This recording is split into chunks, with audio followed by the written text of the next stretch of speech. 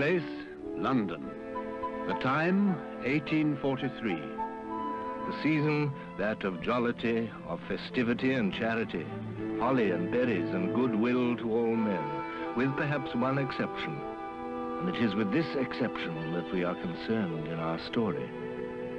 The exception is Ebenezer Scrooge.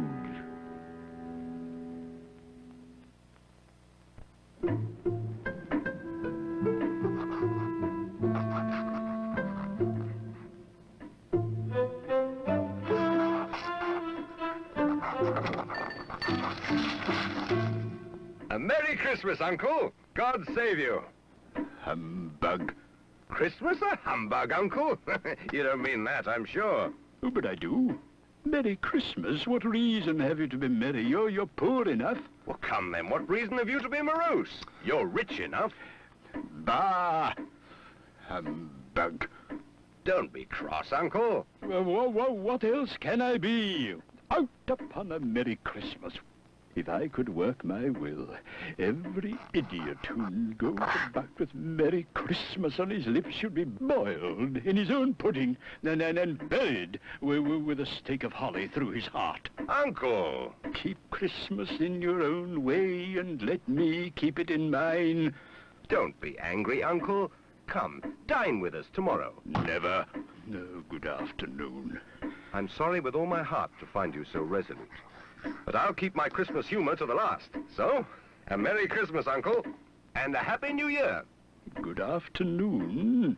And a Merry Christmas, Mr. Cratchit. Merry Christmas, sir. Good afternoon. Scrooge and Marley's, I believe. Have I the pleasure of addressing Mr. Scrooge or Mr. Marley? Mr. Marley has died 7 years ago this very night. At this festive season of the year, Mr. Scrooge, a few of us are endeavouring to raise a fund to buy the poor some meat and drink and means of warmth. But are there no prisons? Plenty of prisons. And the treadmill and the poor law, the union workhouses, they in full vigour then? Both very busy. Oh, I was afraid from what you said at first that something had occurred to stop them in their useful course. I don't make merry myself at Christmas, and I can't afford to make idle people merry. Yes, I know. You'll tell me that many can't go there, and many would rather die. Well, we'd better do that than decrease the surplus population. Good afternoon, gentlemen. Good afternoon. You'll want all day tomorrow, I suppose, hmm? If quite convenient, sir. It's not convenient, and it's not fair. If I was to stop you half a crown for it, you'd think yourself ill-used, I'll be bound, hmm? And yet you don't think me ill-used when I pay a day's wages for no work. It's only once a year, sir. Well, that's a poor excuse for picking a man's pocket every 25th of December. You'll be here all the earlier the next morning. Even the blind man's dog knew old Scrooge and avoided him. Scrooge kept all humanity at a distance and liked it that way.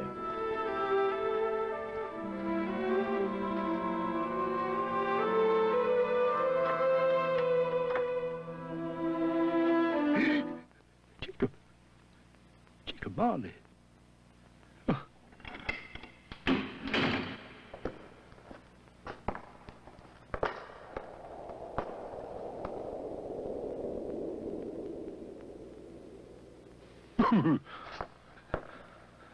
Humbug. Humbug.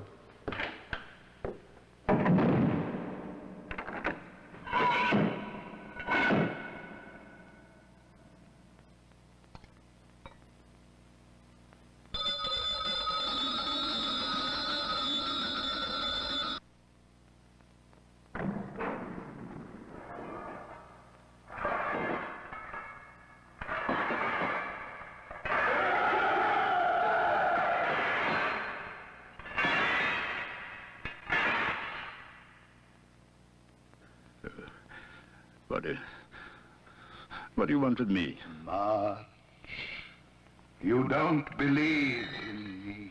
I don't. Because you may be an undigested bit of beef, a fragment of an underdone potato. There's more of gravy than of grave about you.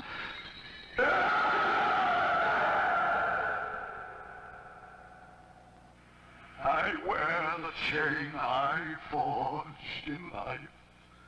I made it link by link and yard by yard. I girded it on of my own free will, and of my own free will I wore it. Now, you were always a good man of business, Jacob. Business! Mankind was my business. Why did I walk through crowds of fellow beings with my eyes turned down, and never raise them to that blessed star which led the wise men to a poor abode? Hear me. I will. I am here tonight to warn you that you have yet a chance of escaping my fate. Ebenezer, you will be haunted by 3 spirits. Expect the first tomorrow, when the bell tolls 1. Expect the second on the next night at the same hour. The third upon the next night, when the last stroke of 12 has ceased to vibrate.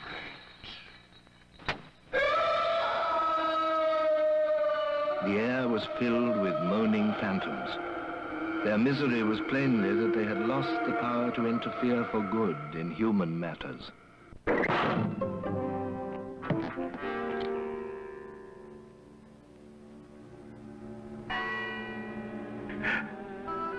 Scrooge awoke to the chimes of a neighboring clock. His room was flooded with light, and a hand opened the curtains of his bed.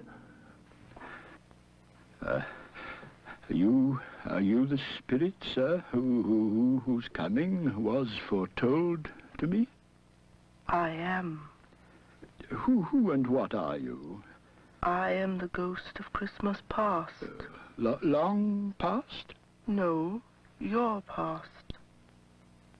What brings you here? Your welfare. Rise and walk with me. Good heavens. I was a boy here. Your lip is trembling. What? And what is that upon your cheek? Nothing. Nothing? These are but shadows of the things that have been. They have no consciousness of us. The school is not quite deserted. A solitary child, neglected by his friends, is left there still.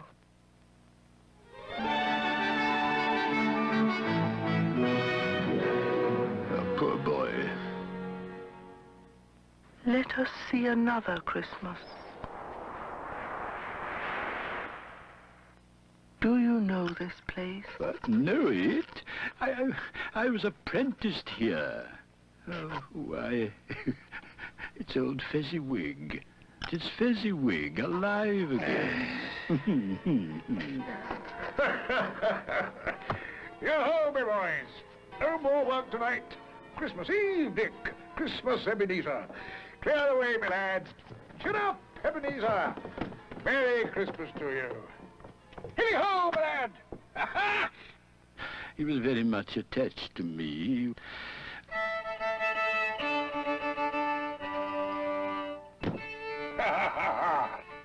Welcome! Welcome, everybody! Merry Christmas to you all!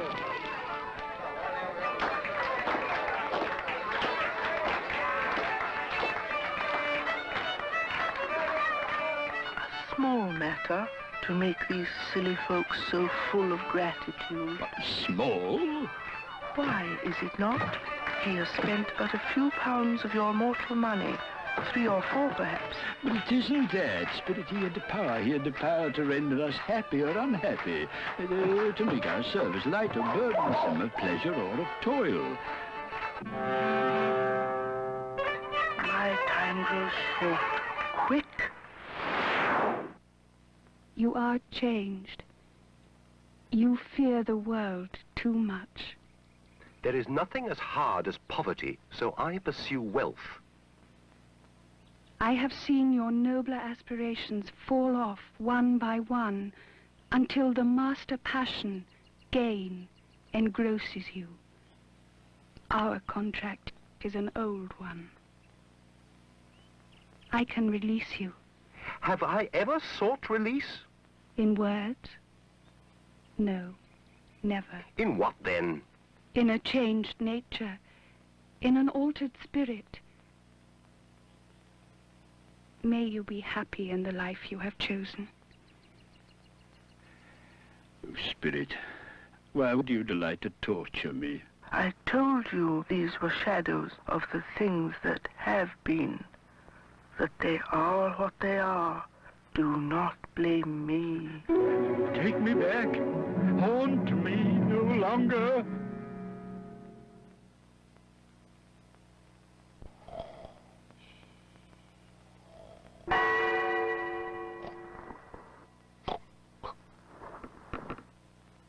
Enter, Ebenezer Scrooge. Come in and know me better, man. I am the ghost of Christmas present. You have never seen the like of me before. Spirit, conduct me where you will. If you have aught to teach me, well, let me profit by it. Touch my robe.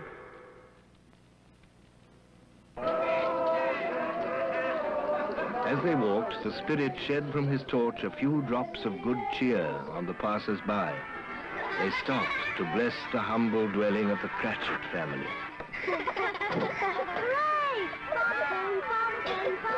And how did little Tim behave? As good as gold. He told me coming home that he hoped the people saw him in the church because he was a cripple, and it might be pleasant to them to remember upon Christmas Day Come on, Timmy. who made lame beggars walk and blind men see.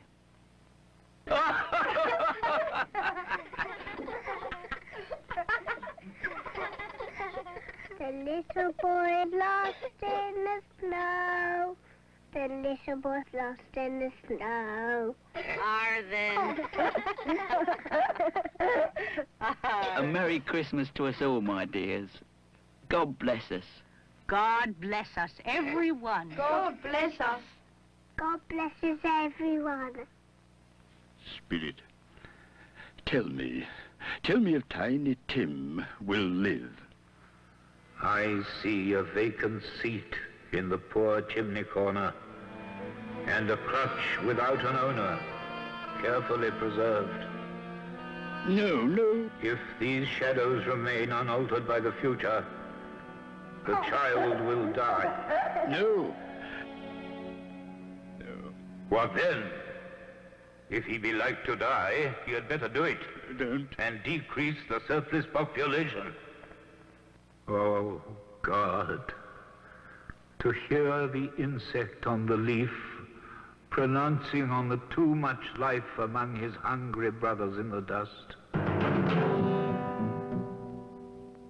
What place is this? A place where miners live, who labor in the bowels of the earth. But they know me. See? God rest ye merry gentlemen, let nothing you dismay. Remember Christ our Savior was born on Christmas Day to save us all from Satan.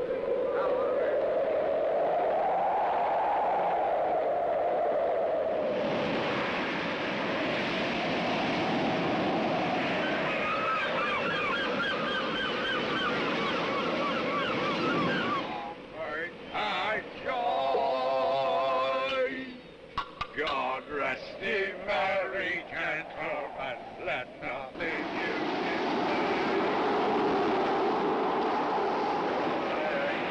was born on Christmas night to save us all from Satan's path when we have gone astray.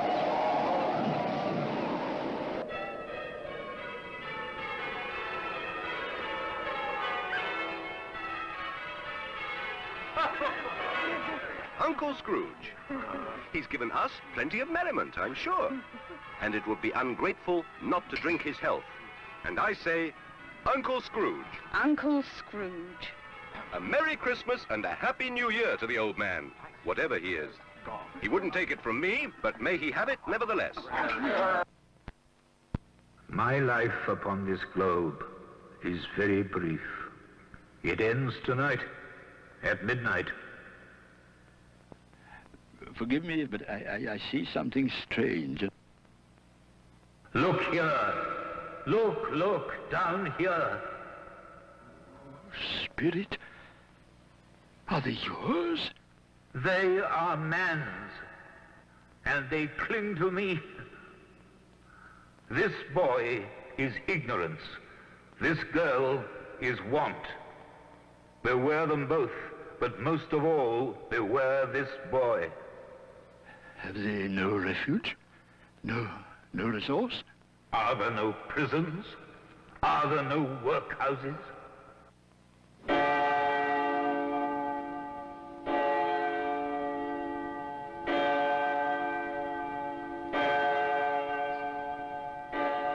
am in the presence of the ghost of Christmas yet to come.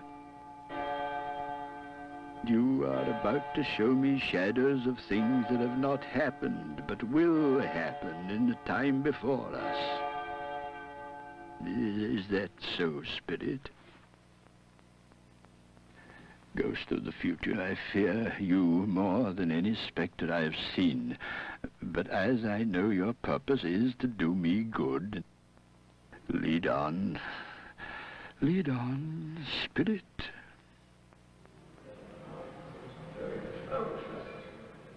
Old Scratch has got his own at last, I hear. Why, what was the matter with him? God knows.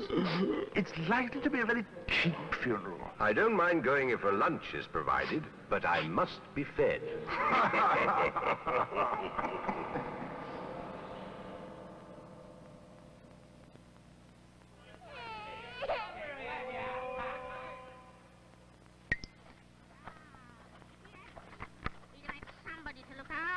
When he was struck with death. Come into the parlour. Come into the parlour. Come into the parlour. Come on. Open that bundle, old Joe. What have we got here, buddy? His blankets. Bed curtains. You don't mean to say you took 'em down, rings and all, with him lying there? Yes, I do. If he wanted to keep him after he was dead, why wasn't he natural in his lifetime? It's a judgment on him. Spirit, I see.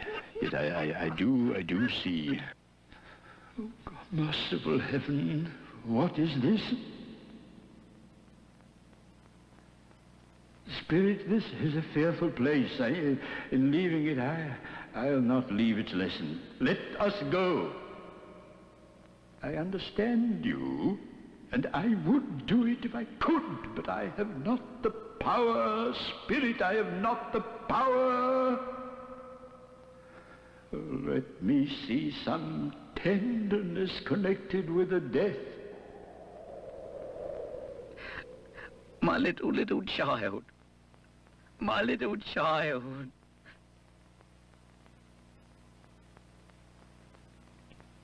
Before I draw nearer to that stone to which you point, answer me one question.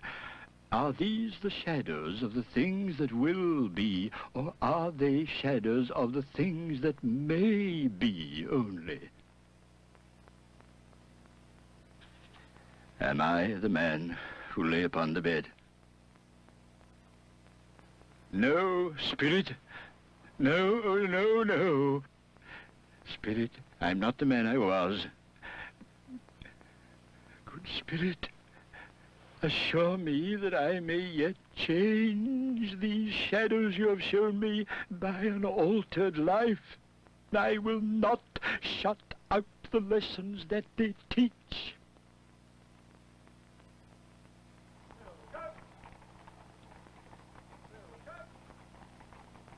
They're not torn down. Look, rings and all. Yes, I will live in the past, the present, and the future. Oh, Jacob Marley, heaven and the Christmas time be praised for this. I just don't know what to do.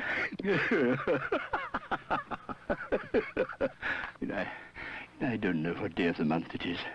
I don't know how long I've been among the spirits. I don't know anything.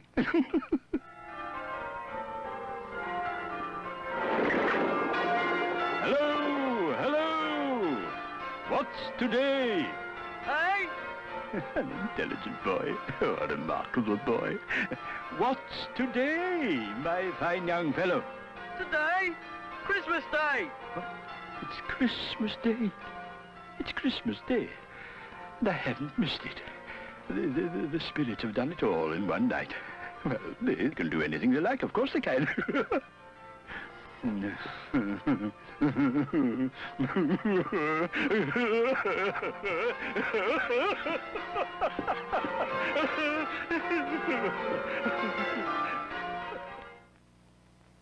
You know, I scarcely ever looked at it before, but it's a wonderful knocker. I'll send it to Bob Cratchit. And he shan't know who sends it. My dear sir, how do you do? A Merry Christmas to you, sir. Mr. Scrooge? Yes. Well, allow me to ask your pardon. Will you come and see me? I will. I will. Oh, thank you. Oh, bless you. Is your master at home? Yes, sir. He's in the dining room along with mistress. Oh, thank you. I'll just go in myself. Fred. Well, bless my soul. Come in, Uncle. Come in, Uncle. Hello. And what do you mean by coming here at this time of day? I am very sorry, sir. It's only once a year, sir. It shall not be repeated. I was making rather merry yesterday, sir. Now, I'll tell you what, my friend. I am not going to stand for this sort of thing any longer.